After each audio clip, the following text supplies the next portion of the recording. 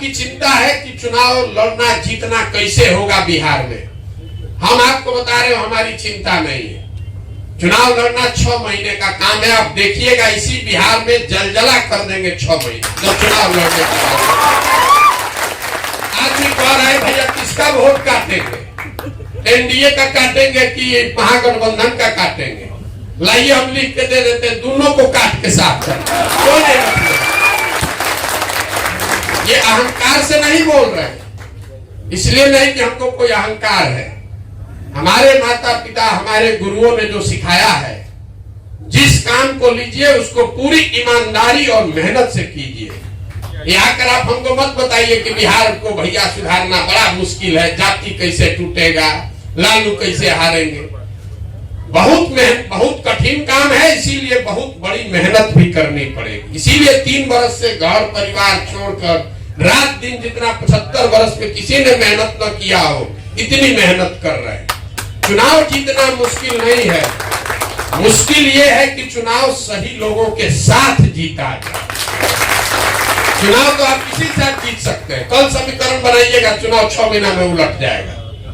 हम 2 जून 2015 को बिहार में आए थे।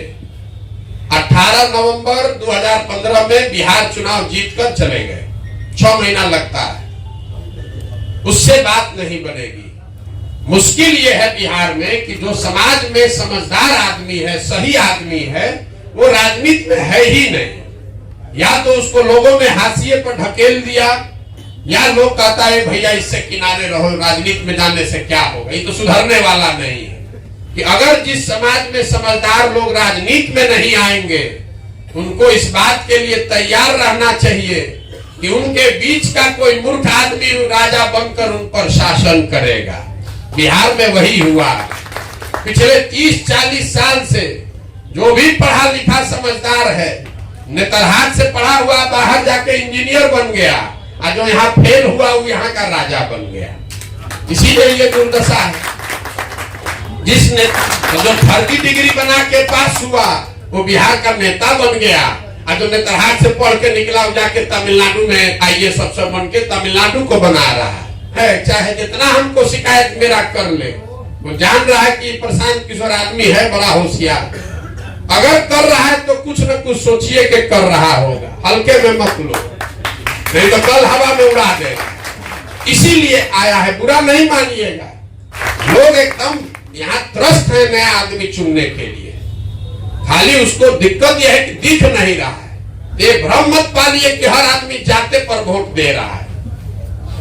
अगर आप पीतल और सोना 2 चीज समाज में रखिएगा तो किसी भी जाति का हो सोना ही उठाएगा, पीतल कोई नहीं उठाएगा।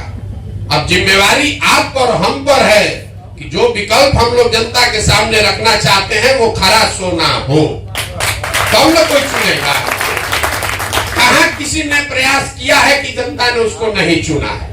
हम लोग बिहार की जनता को बेकारे न गाली दे रहे हैं। अरे भाई, आपने प्रयास कहाँ किया कि जनता ने आपको नहीं चुना? प्रयास हमको करने दीजिए, सब लोग आप लोग लगिए।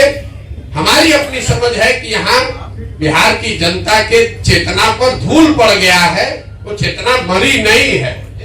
एक जगह हमको एक यादव जी मिले बूढ़े, हमसे फिलिस्तीन और इजराइल का राजनीति पूरा बता रहे थे, एकदम फटा हुआ कपड़ा में। बोले भैया लोकसभा में मोदी को वोट देना है, यहाँ पर बिहार में नया व्यवस्था बनना चाहिए, लेकिन आपका राय लेना चाहते हैं गाजा वाला में जो हो रहा है इस पर क्या करना है। हमारा मुंह खुला रह गया।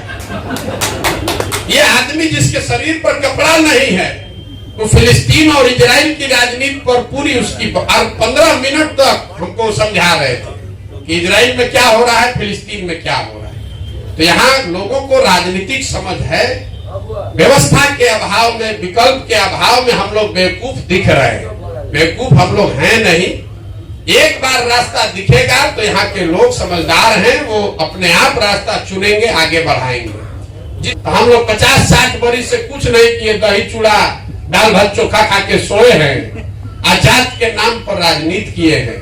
लालू नीतीश जात खिला रहे हैं, मोदी जी 5 किलो भात खिला रहे हैं। बिहार के आदमी को कुछ नहीं चाहिए, बिहार के आदमी को कुछ नहीं चाहिए, जात और भात। इसका जुगाड़ है तो इसके आगे चिंता का बात नहीं है। लालू नीतीश नेता वो लोग समझ गया है, ये लोग को जात का डोज लगाते रहो, वोट देता रहेगा। अब मोदी जी जात नहीं है हमारे पास, तो चलो भात का जुगाड़ कर देते हैं।